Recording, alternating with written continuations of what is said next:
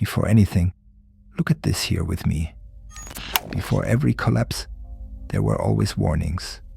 Before every crash, there were always people saying something was wrong. And in every case, these people were treated the same way: ridiculed, discredited, pushed to the sidelines, called exaggerators, alarmists, or just plain crazy. History reveals an uncomfortable pattern. Warnings were almost never ignored due to lack of evidence. They were ignored because they threatened the dominant narrative. Those who warned were not heard. Those who questioned were seen as the problem.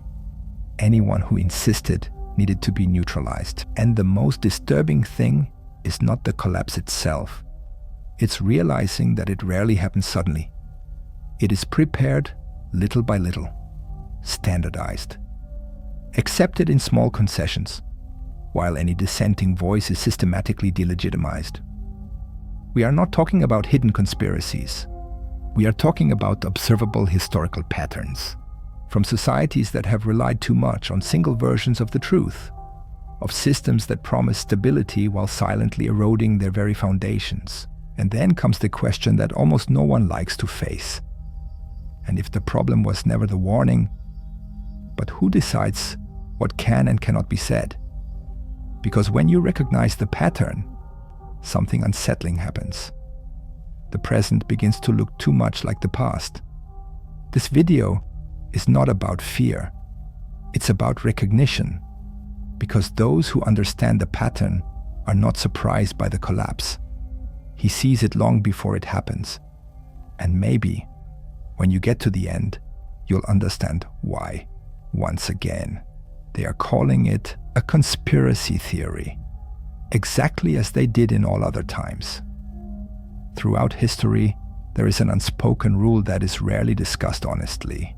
It does not appear in school books, it is not celebrated, it does not become a national symbol. But it repeats itself with an uncomfortable consistency. Every civilization that collapsed followed the same structural path: excessive concentration of power, progressive control of information, and destruction of the credibility of those who warned about real risks. This process almost never begins with explicit authoritarianism. It starts with centralization. Decisions that were previously distributed are now made by a few. Institutions expand, bureaucracies grow stronger, and the official discourse starts to present itself as the only responsible version of reality. This concentration is rarely imposed by force. It is presented as a solution, like efficiency, as protection against real or convenient crises.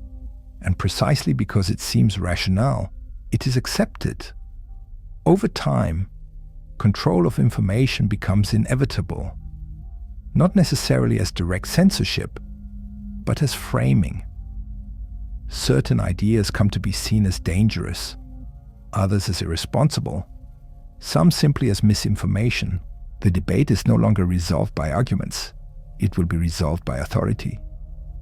The truth is no longer something to be investigated, it becomes something to be authorized. It is in this environment that alerts arise, and they always come. People who observe patterns, that connect signals, who notice structural weaknesses before they become obvious to everyone. These people are rarely extremists. They are often academics, administrators, traders, retired military personnel, historians or ordinary citizens too attentive to collective comfort. And the reaction follows a predictable script. First, discredit, then isolate, finally, silence. It is not necessary to prove that the alert is wrong, just make it socially toxic.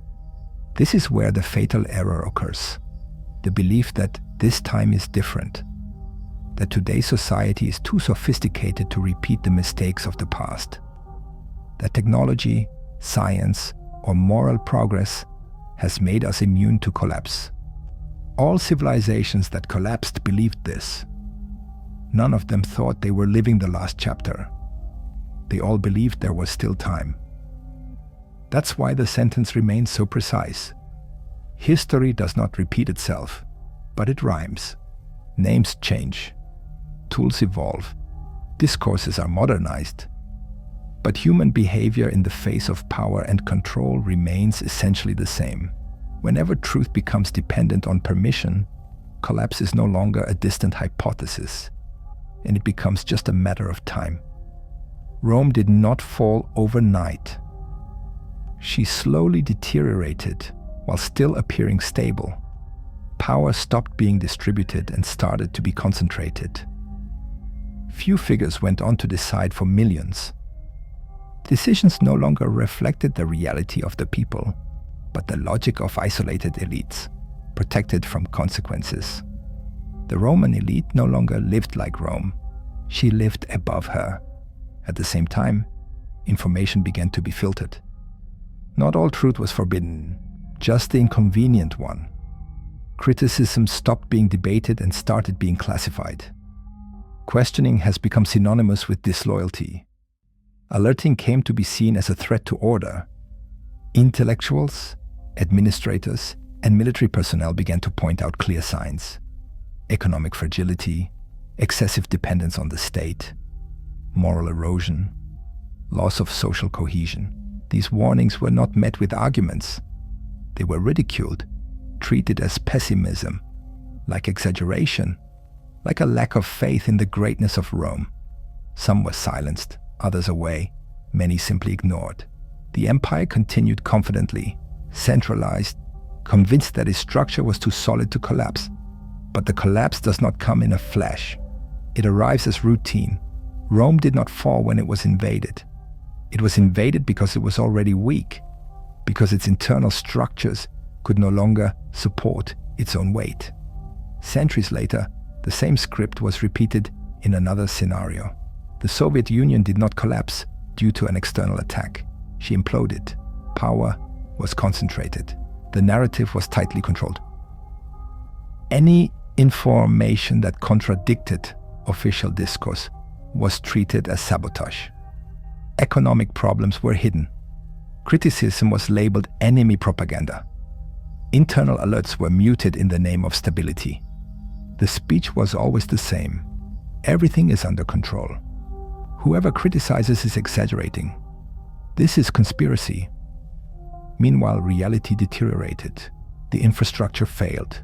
Social trust was broken. The system continued to work until it no longer works. When the truth finally dawned, there was no room for correction. The system did not crash because it was attacked. He fell because he refused to listen. Rome believed that its history would protect it. The Soviet Union believed that its ideology made it immune. Both were wrong. Collapse is never unexpected. It is just denied until it becomes inevitable.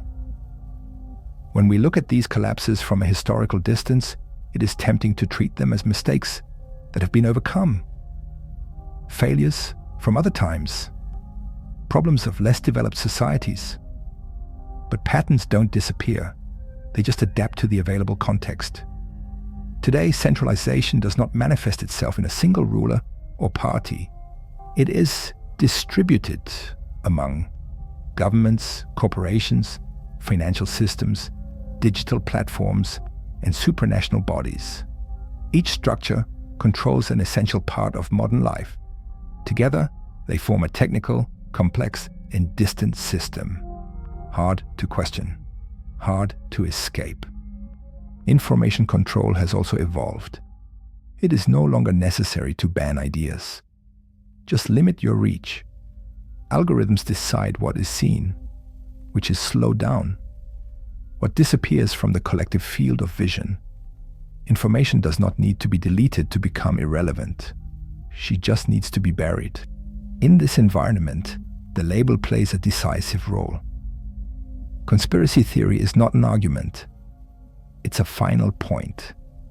It ends the debate before it begins. It turns curiosity into embarrassment. It makes asking seem dangerous. The psychological effect is predictable. People start to censor themselves, not because someone ordered it, but because the social cost of questioning becomes too high. Meanwhile, crises stop being exceptions and become recurrent. Economic, energy, social, institutional, always treated as temporary, always accompanied by the promise that more control will bring stability. the alerts keep popping up, not as apocalyptic prophecies, but as structural analyses, accumulated weaknesses, dangerous dependencies, systems operating at the limit. These alerts do not have to be wrong to be dismissed. They just need to be inconvenient. The critical point is never the existence of risks. Every society has risks. The critical point is when pointing them out becomes socially unacceptable. This is how the pattern closes again. Not with immediate chaos, but with silence. And stability based on silence never lasts. When we look at recent crises, the pattern repeats itself with uncomfortable precision. Economic crises do not appear out of nowhere. Before each financial collapse, there were warnings about excessive debt, structural fragility, and a gap between the real economy and official figures. Energy crises followed the same logic. Concentrated dependence, lack of redundancy, political decisions disconnected from technical reality. Social crises also do not explode without warning. Accumulated tensions, erosion of trust, fragmentation of the social fabric. The alerts existed. They were ignored because they contradicted the control narrative. If this pattern makes sense to you so far, it's worth stopping for a few seconds. A like helps this content reach more people, and subscribing ensures that you continue to follow analyses that do not discuss ideology, but historical patterns. Because the final mistake of civilizations is never the crisis itself. It is the belief that the system will always protect everyone. Total delegation of responsibility, collective passivity. When this happens, the structures swell, the state grows, the response is slow, and when the reaction arrives, it is already too late. Warning was never about predicting the end of the world. Alerting is observing trajectories. The warning is never about the final event. It's about the path taken long before it happened. And that's why this is no coincidence. It never was. The final question is not whether the pattern exists, it is documented. The real question is another. You recognize the pattern while there is still time, or will you wait for the collapse to explain? Because in the end, the sentence is always confirmed. They called it a conspiracy theory. History called it a pattern.